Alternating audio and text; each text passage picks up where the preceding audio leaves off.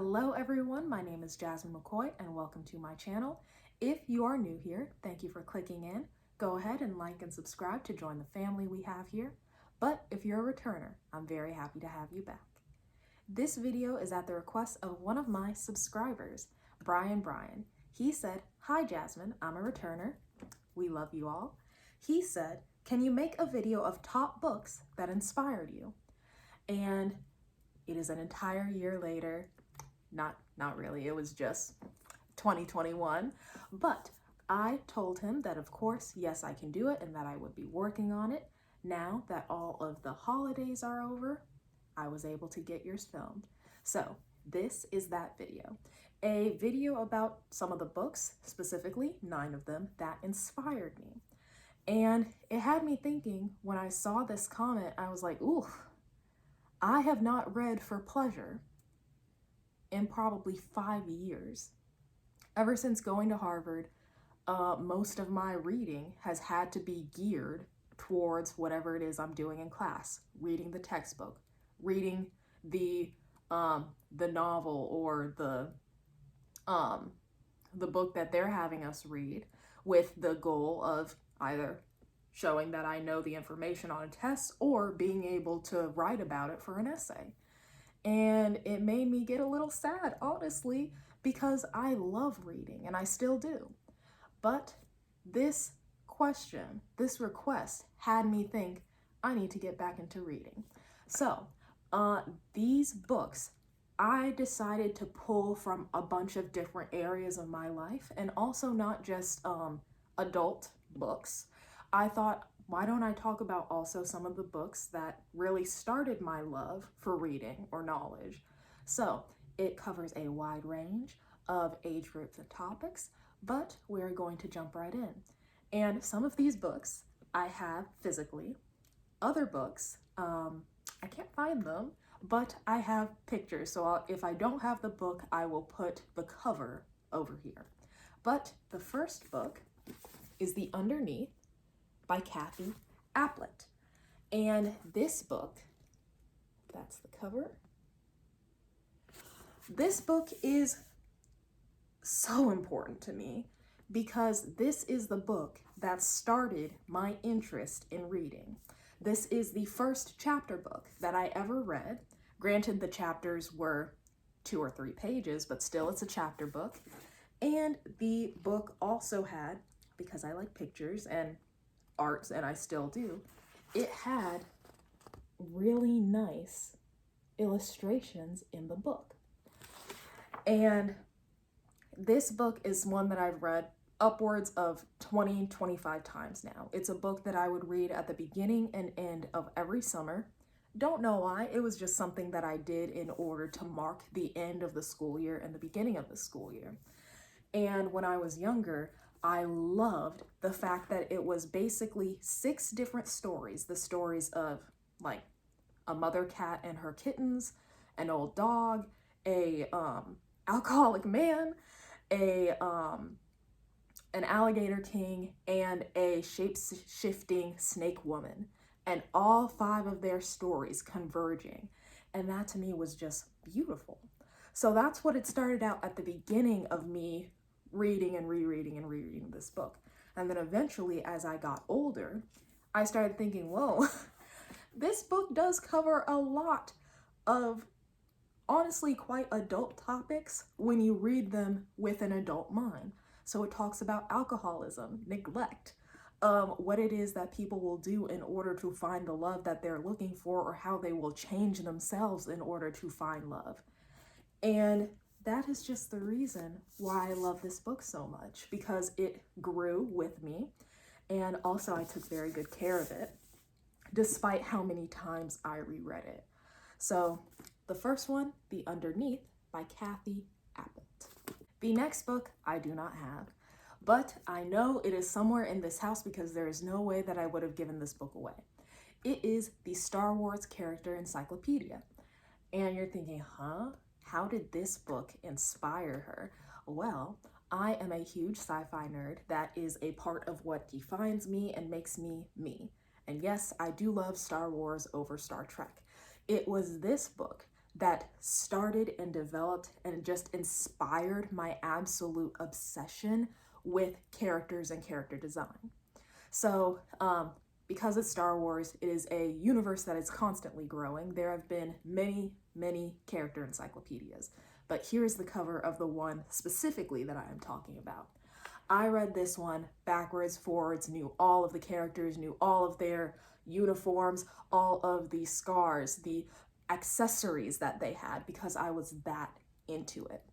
And being able to go through a one-page dedication of Count Dooku or Jabba the Hutt or Anakin Skywalker, I was just absolutely engrossed, because you are able to see all of this tiny details that they are putting into these fictional characters. Yes, why does she care about fictional characters? Because it's something that takes me away to a universe far, far away, and just creates a narrative that honestly excites and inspires people to, well, do so many things, because it was Star Wars that inspired my dad to become an engineer. For me, it was Star Wars that inspired my love for STEM and my love for movies in general. So the Star Wars Character Encyclopedia, there were many nights where I was just flipping through and looking at all of these amazing characters. This was probably the start of my sci-fi love. So I have a lot to offer. I have a lot to thank this book for.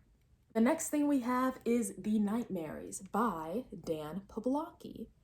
And also, if you are a person who watches my videos regularly, you know that I love horror. I absolutely eat, sleep, and breathe horror. But there was once a time where my mom would not allow me to watch horror movies if they were rated R. And like, how are you gonna have a PG-13 horror movie? There are some, but you know, the rated R ones are where it's at.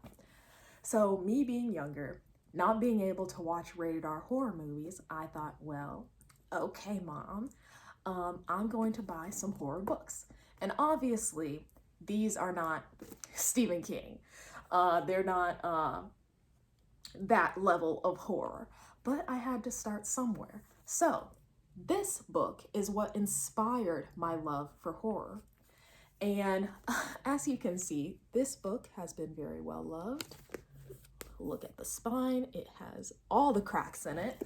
And that is because this book, I would be reading, you know, you get to a like really good part or maybe a really scary part. And then I'd have to go back 3 or 4 pages to reread that scene in order to feel the goosebumps and the chills all over again.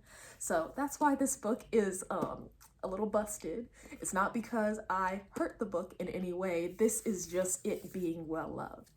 And it was this book that started my love for horror. And eventually, yes, I did move up to adult horror books like Stephen King. But this is where it all started. The Nightmares by Dan Pablocki. The next one we have is Blink by Malcolm Gladwell. Now, I will be frank. Most of the books I had to read for English class in high school, I did not like. They had bad characters, bad writing, bad plot line, and they just weren't doing anything for me. That was most of them.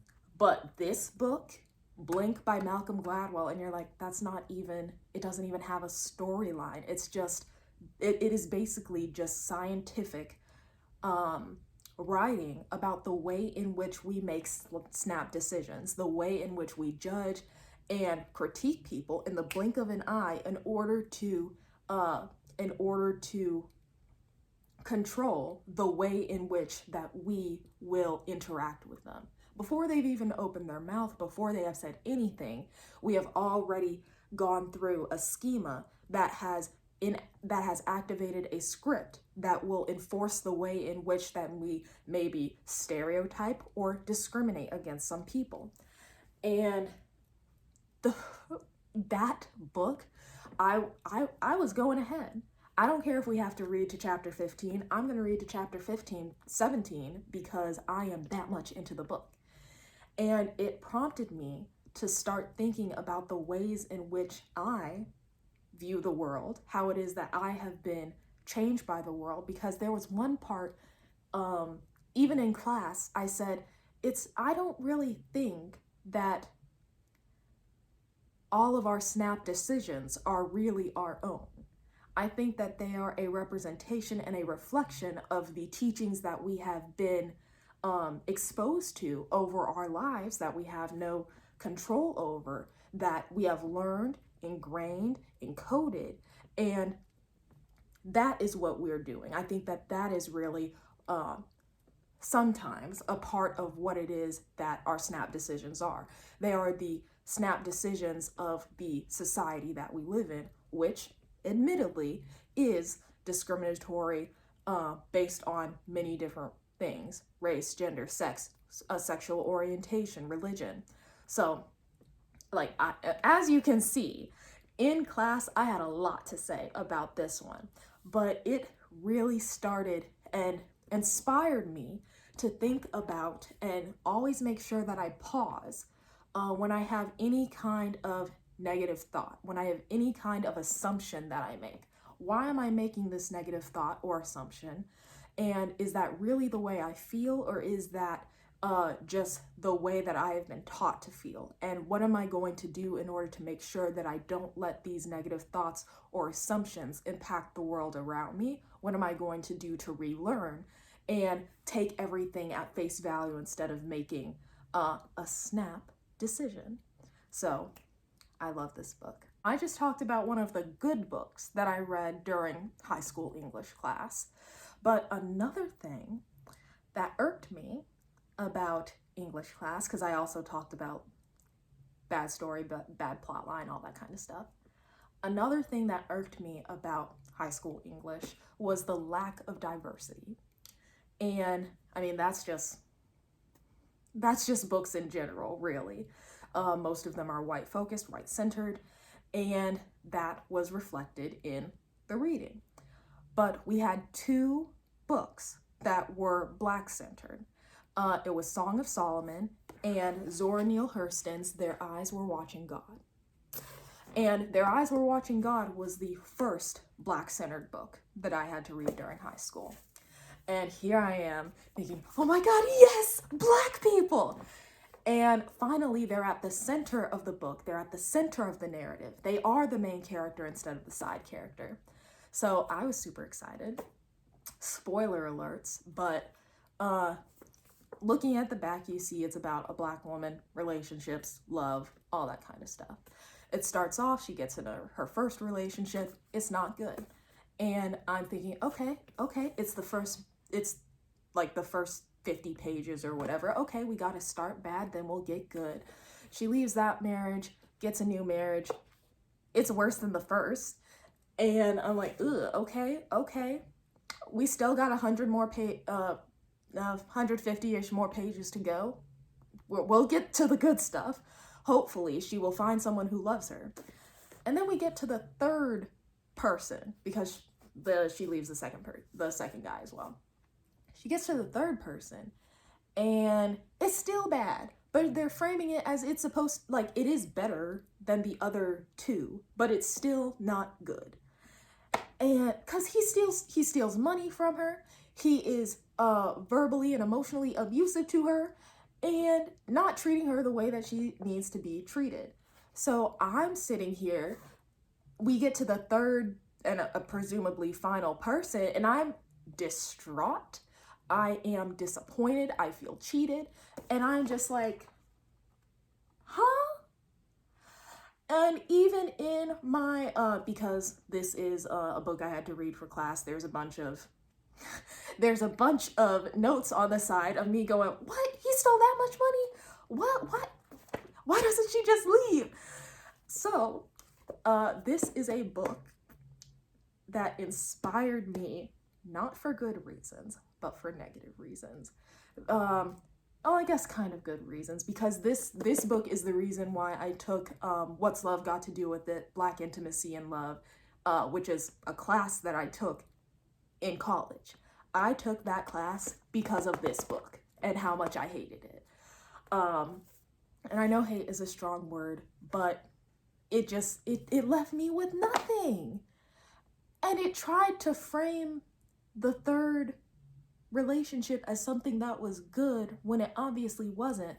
And I guess the one thing it inspired in me was to not settle for less. Don't accept any kind of love that is not the love that I know I deserve. And just, I would rather be alone than deal with the people that she was dealing with, the main character in this. So inspired for the wrong reasons, but this is Zora Neale Hurston's Their Eyes Were Watching God. The next book we have is also Black-centered, but this one is positive Black-centered. This is Children of Blood and Bone, and it is written by Tomi Adeyemi. She is a Harvard grad. We love to see it. This book, if you are someone who is Black, who is Native American, who is Asian, who is Hispanic, you just don't see a lot of yourself in books. You don't see a lot of yourself represented in books as the main character. There are plenty Black best friends, but not any where you are the main character and it is not, and like your race is not the central part of the book. You get to be Black and have magic, go on magical adventures, and do all of the things that like white young adult main characters have been doing. But now, in this book, I got to see Black people be like magical beings and have their own, it's a little bit kind of like Black Panther and Wakanda, a little bit, like not in the technological aspect, but in the magic, like this world, and like there's conflict between Black people. So good. And this book inspired me to want and to seek out more books that are including Black characters, not just like to show like Blackness and racism and discrimination as the main thing, but characters who happen to be Black that do fantastical fictional things.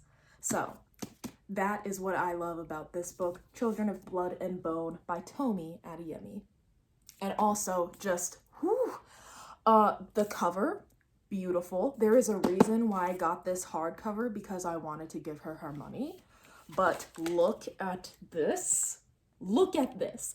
I love when any kind of book has a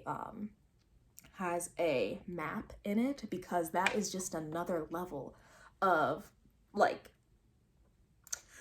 it is another level of just amazingness that is added to a book when there's a map in it, because they'll say a place and then I'm flipping to the front saying like, where are they going?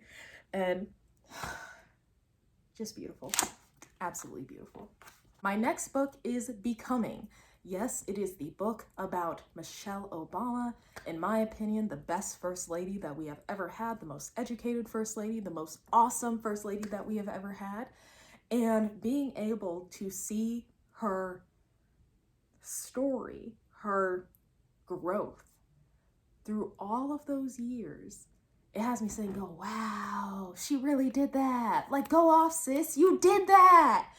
And it just gave me so much hope and inspiration to see her have all of those achievements throughout her life, but also just to see the way in which she persevered, she grinded, she worked hard for every little bit that she got. And then also she had an amazing husband and they were just so adorable together and had amazing kids and all that kind of stuff. But Becoming was very important to me, and it inspired me to continue my perseverance, continue my resilience. I have no aspirations as of right now of being like president or anything like that. That has never been on my radar. But even though, or a lawyer, I have no aspirations of being a lawyer or president or anything like that. But the principles, the lessons, the morals that she learned, that she talked about, that were explored in that book can still be applied to me, can still be applied to you. So it inspired me to continue reaching for my best and to just make sure that I am getting that highest potential possible, because I know I am great. And also the fact that the act of being great is not just something you're born with. It is something that you are working towards, and it is something that you have to become. She is becoming, because her story is not finished. My story is not finished. Your story is not finished. And there's still so much that is yet to happen. Next, we have Brainwashed, Challenging the Myth of Black Inferiority by Tom Burrell. And this is the front of it. There we go. It's a little bit hard with this ring light, I'm sorry. But this book, I believe I got for a gift, a birthday gift, or maybe, because I don't remember buying this. But anyway, this book basically took all of the thoughts that I had about racism, discrimination in the media, in the news, in interpersonal social interactions, stereotypes, all of that. And it went through the historical context of why that thing exists. And also in the middle of the book is a timeline of important events and little pictures of people, of examples of things that impacted the Black experience here in America. So this book basically took all of my garbled thoughts and put it into words, into good, concise, scientific, evidence-based words. And it's just, whew. It's also, this book, I was able to, so one of my other videos, it's not a very well-watched video, but it's a video that I honestly really, really love, because it's about a topic that's very important to me. So I talked about the, side note, I talked about the portrayal of slavery in movies, and this was my final essay for also how this inspired me. This book inspired me to first get a minor in African American history, but also to take the specific class, the history of African Americans from the slave trade to the Civil War. So now that we have that context out of the way, this book I was able to use as one of my sources because it talks about this movie, Gone with the Wind, which I did talk about in that essay. And it also has Birth of a Nation, which I also talked about in that essay. So two of my central movies, because I talked about how violence has changed, how in movies the violence was perpetrated first by Blacks against whites in movies, but over time, once it became known that and recognized that slavery is bad, we need to release and free all the people, all that kind of stuff. It then became that movies about slavery showed violence as it really was, of white people against black people, and I used these two parts in my essay. So this is a very, very, very important book because it was able to just go through so many things concerning racism, toxic masculinity, the hypersexuality of women, and in about 300 pages. So this is a beautiful book and a very just hard-hitting book. And the final thing is Amanda Gorman's The Hill We Climb. So this is another Harvard grad. Go off. She actually gave the speech at my welcoming ceremony when I was coming into Harvard. So I did get to sit 150 feet away from her at one point when I didn't really know who she was. But anyway, this, yes, it is a teeny tiny book, and that is because it is the poem that she recited at the 2020 inauguration for President Biden and Vice President Kamala Harris. And you're thinking like, well, that's not really a book. Yes, it is. It's a book. This was actually a gift, and the inscription was, "To Jasmine, keep climbing." So I remember sitting there being fully enraptured by everything that she was saying. Her delivery was spot on, and she, I believe, truly had the nation just stopping and waiting, hanging on to her every breath, because that's how powerful of a speaker that she was. And my favorite part was, "We've braved the belly of the beast. We've learned that quiet isn't always peace, and the norms and notions of what just isn't always justice." She said that, and I was like, I was in my living room and I was just snapping, and I was like, ooh, that was good. She did amazing. So sometimes when I'm going through rough times, I read this book, and it is just something that uplifts me, inspires me to continue climbing that hill, because it is a big hill, but we gonna make it up. And yeah, so those are 9 books that inspired me. I hope that you enjoyed seeing me geek out about some of these books. And if you have any book recommendations, I would love to hear them.